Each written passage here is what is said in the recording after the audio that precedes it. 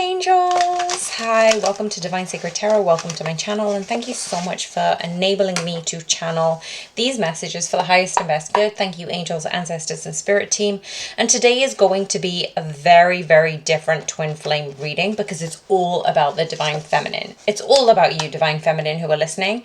If you are a divine masculine who is listening in, please do let me know in the comments below. I know there are a few of you here, and I was wondering if you are able to resonate with this level of divine feminine or find some compassion and empathy towards this energy. So the whole channeling that I got today was about the power of the High Priestess transmission. And so the whole point of stepping into your own divine feminine essence, divine feminines and divine masculines, is because for many, many decades, centuries, there has been a repression of divine feminine, and even it's happening in this world right now. So whenever you're listening to this message, it is purposeful for you at this time. And basically what I'm getting is, because of the level of suppression on divine feminine essence and even clairvoyance, having people like me who read tarot or who are oracles, there was a mass suppression centuries ago, and now we are very, very fortunate to have the ability to share this to the wider collective. And what is ending up happening is, for divine feminines, they are finding this equilibrium of divine feminine and masculine within themselves. I talk about this throughout my channeling, but it's so much more important right now. So yesterday I was going through my YouTube channel and something popped up, a video for Divine Masculine Ascension that I recorded 3 weeks ago. So I thought, obviously there are no coincidences, let's tap on the video. And I have linked the specific video in my community page. So have a look on my YouTube community page, because what I found was, as divine feminines are leveling up, as they're producing this level of ascension and going higher and higher in their own divine feminine essence, they're feeling powerful, they're feeling more intuitive, they're allowed to be themselves unapologetically. Also, as they're listening to their intuition, they're heeding this call from a higher level. In this higher level of ascension, they're coming into union with spirit, with God, with the universe. And with this in mind, it's actually saying, well, listen, divine feminines, you are not alone in this. You are able to manifest this into your reality. Whatever you feel is for you is coming to you at the right time. So when you're having this level of ascension, when you're having ascension symptoms, I often chalk it down to, it's either you and your divine masculine mirroring each other, but really the purpose of twin flames is always for you to embody your divine feminine essence, so your divine masculine can step into their own divine masculine essence. That you don't use your wounds and your triggers and your hurt and your pain to repel one another in the relationship. That in order for you both to be in love unconditionally, in order for you both to have unconditional love for yourselves, you're able to accept each other for the wholeness that you both are individually and as a union. So why am I mentioning these messages? Well, today I'm going to go deeper into the divine feminine essence. So everything that I talk about right now will be for the highest level of ascension for divine feminines. And that doesn't mean that you're going at it alone. I'm talking about you pushing yourself purposely by being pulled towards spirit, by allowing yourself to rise as a divine feminine and a high priestess. And then whatever happens between you and your twin flame, when you do come into union, this is a level of ascension that literally takes you to another dimension, another level.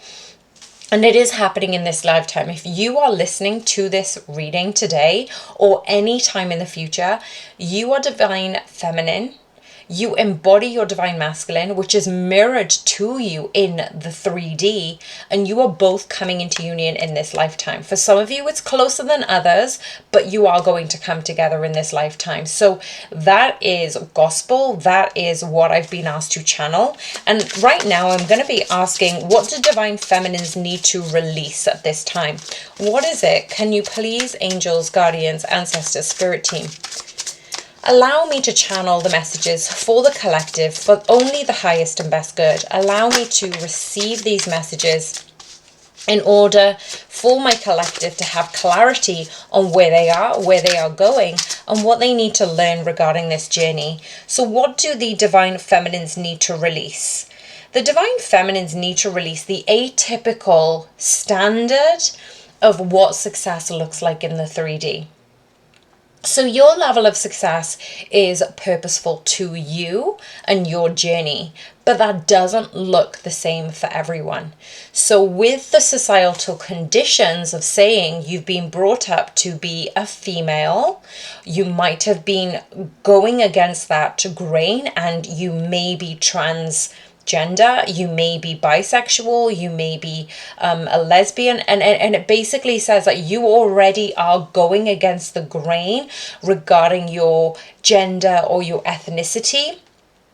And what I'm getting from the reason the divine feminines need to release these stereotypes is because society has says you and a man need to consummate. When you consummate and you marry and you produce children, that is serving the wider community and the government.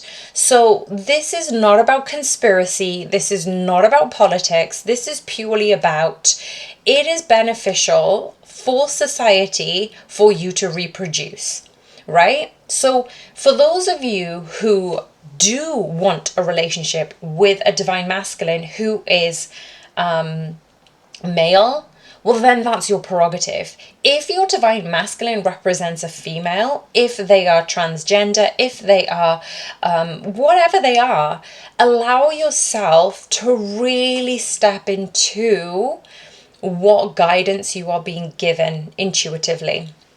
So in order for you to step into your divinity, you need to let go of the old paradigms that society has asked from you in order for you to move forward in your ascension journey. And that could mean that a lot of you will not have babies, that when you end up not having babies, you're going to then maybe consider your pets as your babies. Maybe you're going to consider your friends and families, or you're going to be a great aunt or a great uncle. And this is just saying you don't need to be in this paradigm to have this level of role play in your life. So what do you need to let go of at this time, divine feminine? You need to let go of those old paradigms and those old roles that society has asked for you, from you, through your generation. And what steps are coming for the divine feminine to raise in the next level of ascension? Well, actually, it's saying that, remember, you had written a soul contract with your divine masculine. Between you and spirit and divine masculine have come to an agreement to come onto this earth, to go through a level of separation, a period of separation, in order to grow individually.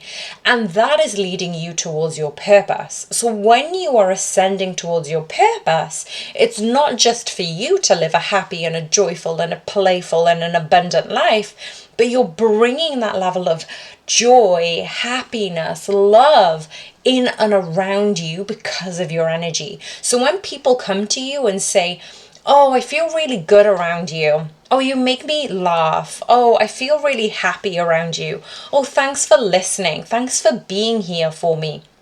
You divine feminines and some of your divine masculines who are listening to this are asked to raise to the next level of ascension, so nobody else leeches on your energy anymore. Some of you might already have felt this, that you need to become a little bit more assertive on who gets that energy, because before it could have been leeching energy from you, because you are such a pure, loving heart. And that's why sometimes you get pummeled and you get walked over and you get heartbroken, and all these bitter challenges of life had taught you that actually I needed to block up, I needed to guard my heart, and I needed to protect myself. But that's not what Spirit is asking me to channel. What Spirit is asking me to say is, because you are you have written and decided what contract you need to play in order for your soul to ascend for the highest level and highest and best good for this collective, that you've made an agreement that it was always going to be in the path of ascension. When you're in this path of ascension, you're learning how to create boundaries. You're learning to invite and receive the right types of people, have the right conversations, watch the right kinds of YouTube videos, read the right kinds of books, listen to the perfect podcasts. And these are all divinely aligned in order for you to ascend. Now, it's like with everything. If the universe knocks on your door and you keep ignoring it, well, the universe will keep knocking harder. And if you keep looking at the wrong doors, well, the universe will keep regurgitating the same cycle in order for you to learn. So sometimes you do need to heighten your level of consciousness and awareness, because what is happening is the universe is going, okay, you didn't learn in this circumstances, we're going to give you the same lesson. You didn't learn in this circumstances, we're going to give you the same lesson. And there's nothing wrong with that. You take your merry time, because everything is purposeful. But why you are listening to this, minutes on, if you come this far in the reading, this is a message to heed the advice to say, look, you have a higher purpose in this world, that you are not just here to align with your twin flame. And this is why I said it's going to be a bit different of a twin flame reading, because you're not just here to ascend and be in union with your twin flame. There is something bigger for you, and you have no idea what it is yet, but you're not supposed to know just now. And I want to ask the questions of why is this important for the Divine Feminines? Why is this in particular important for the Divine Feminines? Why is this? Oh, goodness me. Okay, they all fell on the floor. So bear with me. Now, I'm not going to take reversals on this purposely, because the channeled messages are already powerful enough, but we'll see what comes up. I genuinely cannot pick up the Ace of Pentacles on the floor. This is really funny, because I didn't even know it was the Ace of Pentacles until I looked at it. But basically, we've got the Ace of Pentacles at the bottom. But before I get to those messages, we've got the Eight of Cups. Wow, the Ace of Cups is at the bottom of the deck. This is such an important message for the Divine Feminines, because in order for you to move forward, you cannot move forward without walking away from the past. So say, for example, you've got a big bag in front of you and you've accumulated everything from your past. You've hoarded every single memory, every single emotion, every single feeling, every single memento, and you're carrying this bag around and it's becoming heavy. And how can you add more spiritual alignment, more love, more joy, more happiness? Because that needs to be made room for. So the analogy here is, what are you still holding on to, Divine Feminines? Because that is the thing that is restricting you from moving forward. And this is the thing about the messages today, that we're coming up as a queen. We are the Queen of Swords. And this is being highlighted more and more. How are you able to speak your truth? What are you doing in order to be authentic? How are you blocking ways to honor yourself, honor your truth, honor your values, honor your purpose? And how are you blocking honoring your purpose, your values, your core mission, your authenticity, your truth? Do you have circumstances in your life that prevent you from speaking up? Because if you do, this is the time to reevaluate, reassess, and nurture that divine feminine essence in you, because there is victory as soon as you do this. We've got the 9 of Wands here because all of your ancestors, all of the generations in your past have gone through such a difficult time in order for you to be in this generation, in this very moment, listening to this very message, that they've all done this for the purpose of you listening and hearing this message.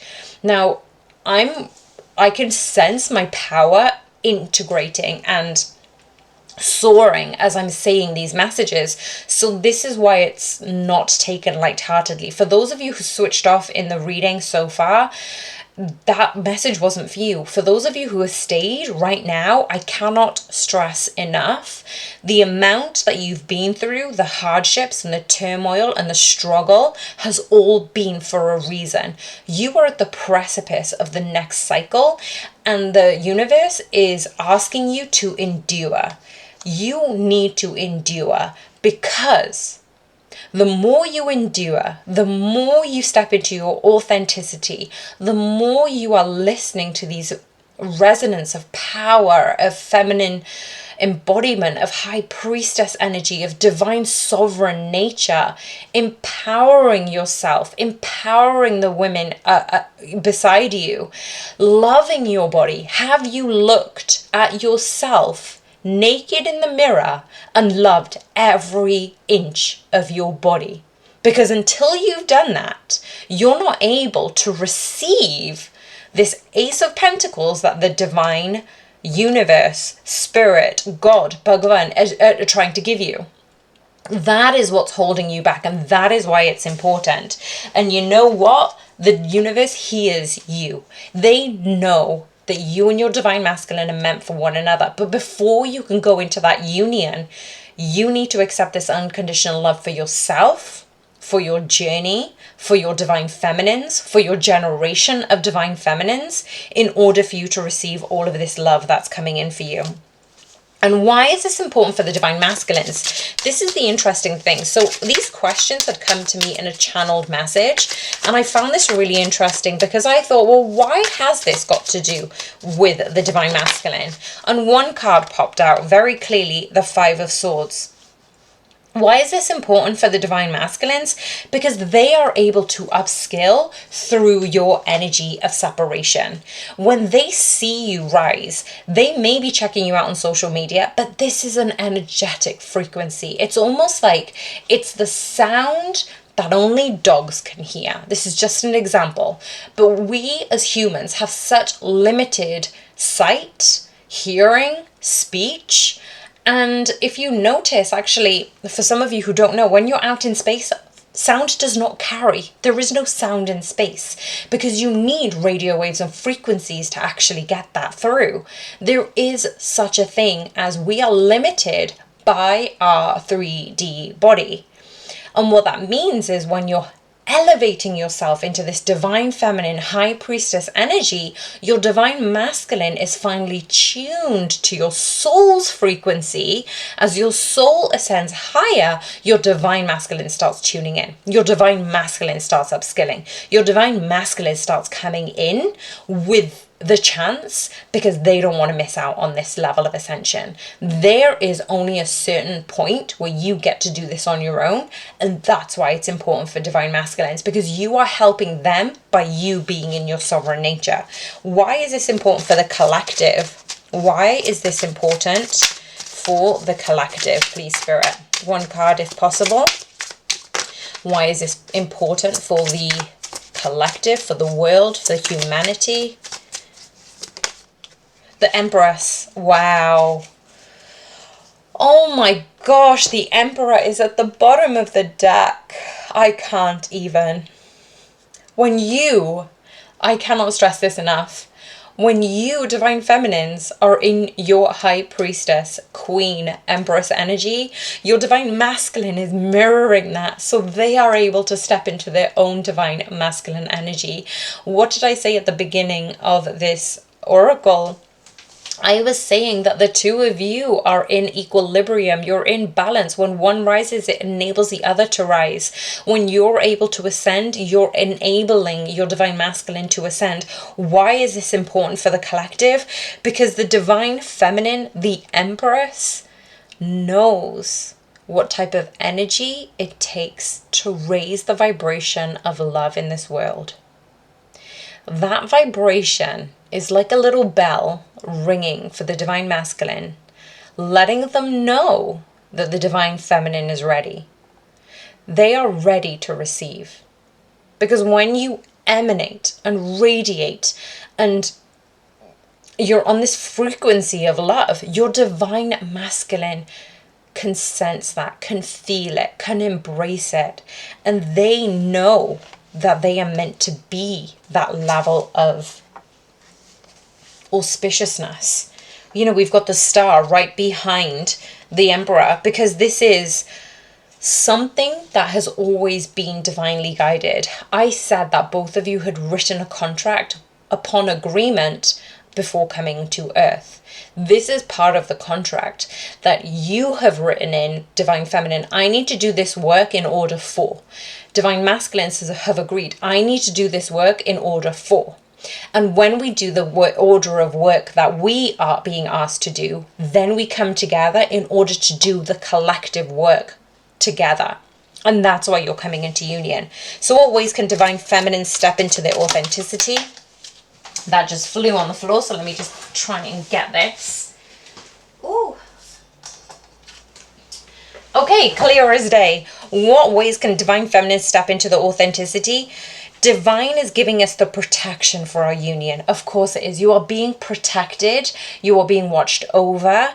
You are being alchemized between your divine masculine and feminine. So a lot of you divine feminines, if you've been stepping into your divine masculine at work, how can you balance that and be a little bit more divine feminine in your personal life? How can you nurture your body? How can you give yourself a massage? How can you honor yourself by listening to your intuition? How can you honor yourself by being in your playful, carefree, joyous, bubbly, beautiful energy? How can you embrace your divine feminine energy? And if you are a divine feminine who is very much in their divine feminine energy, well, how can you balance and alchemize that with your inner divine masculine? Where do you need to take purposeful, intentional action in order for this both to come into that infinity of love? So what is needed for focus towards the ascension between now and the rest of 2023? Even before I could even finish that question, two cards popped out, the Magician and the Three of Pentacles. What is needed to focus on? Well, your focus is on your manifestations, Divine Feminine. How can you focus on your ascension towards spirit? Because right now you are building something, you are building a foundation towards something solid. And I don't just mean union, but it will be something that you've been thinking about and longed for and worked for this whole time. Between now and the rest of 2023, the things that you didn't think were possible are going to be apparent and abundant. They are going to be seen in the 3D. So start believing in your vision, start believing in your intuition, start believing in those angelic numbers and the repetitive numbers and the animals that you are seeing. Start believing that if I can manifest this in my life, what can I manifest? Because what am I wanting? What more do I want to build from this foundation? How can I ascend my divine feminine spirit in order for me to come in union with myself way before I build the foundation with my divine masculine? And what is the importance of the solar eclipse that are coming in for October? So again, if you're listening to this and it's past October, no worries. This is just a message for these people who are watching in current time. The importance of the solar eclipses is actually saying to eliminate the confusion that you feel right now. Any divine feminines who's feeling confused means that the universe is gifting you the opportunity to have tangible results. So between the two eclipses in October, you're going to see your manifestations come to fruition, as long as you keep focusing on your ascension energies. But this confusion is going to clear between the two eclipses. Your union is going to become so close you can taste it. What is the importance regarding this union for the divine feminines and masculines who are listening here today? What is the importance of the twin flame union? The moon, all is being revealed. Things are being illuminated slowly. So it's almost like, you know how you open an advent calendar? You can't just open 24 and 25 and just look at what are you going to get? You open day 1, and then the day 2, you open day 2. Day 3, you open day 3. So this is what divine is asking me to reiterate, is just to say, look, things will be unveiled the more you step into your ascension energy. Things will be developed the more you step forward. So when you step forward, something new will be apparent. When you keep stepping forward, something new will be unveiled. Are there any other messages for the divine feminines? I'm going to do a quick card shuffle for the divine feminines on this, and then I'm going to go straight into the divine feminine energies and just have a last piece of advice for that. And the funny thing is, we've got quite a few cards regarding any other messages for the divine feminines. We've got the Queen of Cups, you know, stepping into that unconditional love for yourself, cutting out all of the inner demons, the inner self-sabotages, the inner insecurities, the inner voice that you think is your intuition, but is actually self-sabotaging, because it's leading you to happiness, harmony, tranquility, bliss. But the thing is, this is going to be a death and rebirth phase for you, divine feminines. When you're in this energy where literally you're going from unconditional love to uncertainty, to then unconditional love, to then you're going from one to the other. You're basically flip-flopping. Anybody who's flip-flopping between the unconditional love and then their thoughts, unconditional love, and then insecurities, unconditional love, and then self-sabotage, these things are keeping you in a repetitive cycle.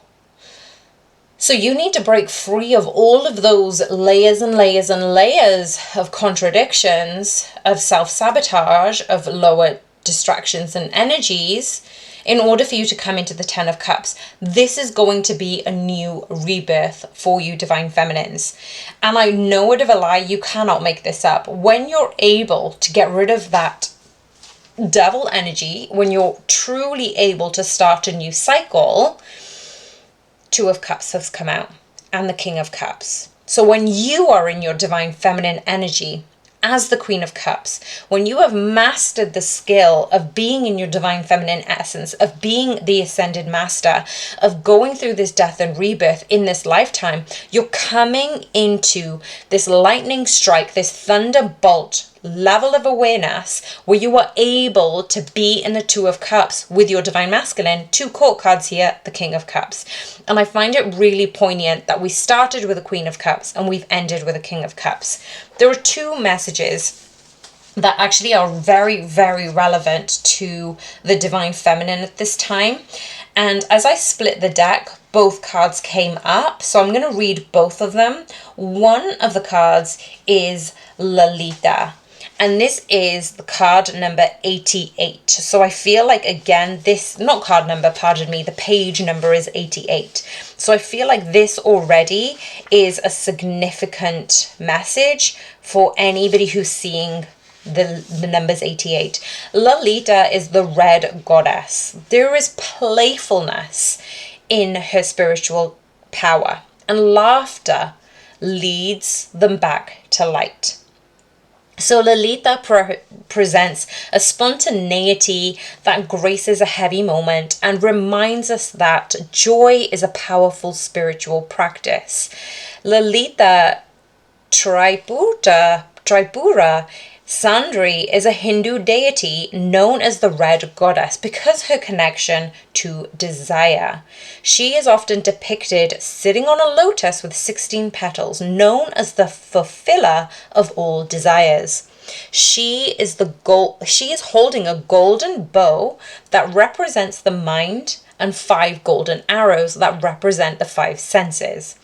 The ancient devotional texts dedicated to her, the Lalita Sahasranamam, is a list of her 1,000 names that fulfills all of the desires of a devotee simply through its recitation. One of Lalita's many names is she who plays. The Sanskrit word Leela means divine play. Lalita loves when her devotees are able to move beyond dualities to the point where we are not separate from we desire. She loves puja or ritual worship. For this reason, because it moves us from out of our ideas and thoughts of the divine into our hearts where we can experience the divine directly. And this is what I was saying, like, how can you step into your divinity and embrace your divine feminine energy, which is about play, and that is included in this.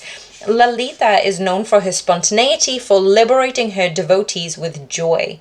She's the consciousness that comes when we get so caught up in taking our lives seriously, we forget the profound, simple pleasures like sunlight on our face, the taste of a ripe strawberry. She's the delicious moment when we remember that we don't have to take everything, especially ourselves, so seriously. We don't have to be perfect or know the right mudras or the yoga poses or chant for hours on end. What divine is inherent in us is remembered, not learned.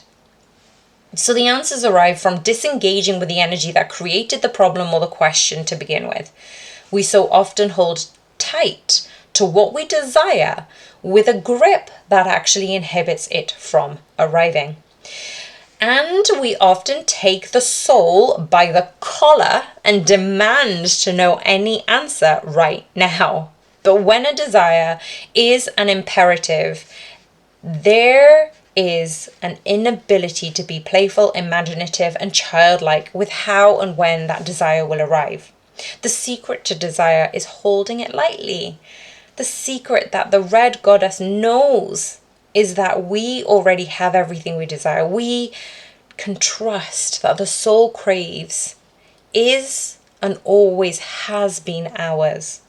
This is the levity that sparks a shift, a change, an expansion. This is the moment that we remember we are not separate from what we desire or from the divine. Lalita is a brilliant moment in a fight between lovers or friends when suddenly someone mispronounces a word and both crack up laughing. She is the levity that comes when we loosen our death-like grip on what we think we desire. She is gorgeous, much needed reminder that we don't have to suffer our way to what we want most. The path to what we desire and to becoming the soul we need to be in order to receive it can be paved with joy, with divine play, and with a sacred process of lighting up all along the way. What a beautiful, beautiful card. How can we embrace more play? Check these videos out on my shorts because I genuinely need to show these beautiful cards so you can see how powerful you are, and it actually solidifies the whole message of being a divine feminine. How can you embrace your divine feminine? How can you embrace your power? How can you go to the element of surrender and welcome in what is truly meant for you? And this is another card from Kali. Kali comes up from the enabling you to release what no longer serves you. I release all that doesn't serve me. It's time to be the truth of who I am. Kali embodies the ultimate wake-up call to get us aligned as soon as possible with what we have come here to do. The Hindu goddess is the most fierce form of the dark, divine feminine. She is that which brings all things to life or to an end. Her name comes from the Sanskrit word meaning the fullness of time. Kali is first mentioned in the 6th century, Devi Mahatmayam, when the goddess Durga is threatened by two demons, Kali emerges from the rage furrowed in Durga's forehead, and that slays all the demons with ease. This is why she is often pictured holding the severed heads of a demon, which represents the ego or false beliefs and illusions. She appears wrathful, and yet she is considered to be the most loving. She is like a mother desperate to grab her beloved child from out of harm's way, willing to yank them from the path that they were on in order to bestow freedom. Her iconography often depicts her as standing on the naked body of a Hindu god Shiva. He is her consort, and together they represent the power available to us when we've honored both the masculine and the divine feminine within us. Holy crap. Oh my gosh. Just taking this moment to just be in awe of divine and all the messages that have literally just come through me. So thank you, Spirit. And Kali is the feminine that is called on when the masculine has gone out of balance within us and the world. She is the divine protectress and the mother of the universe because she can cut through illusion and grant us the reality our soul came to manifest.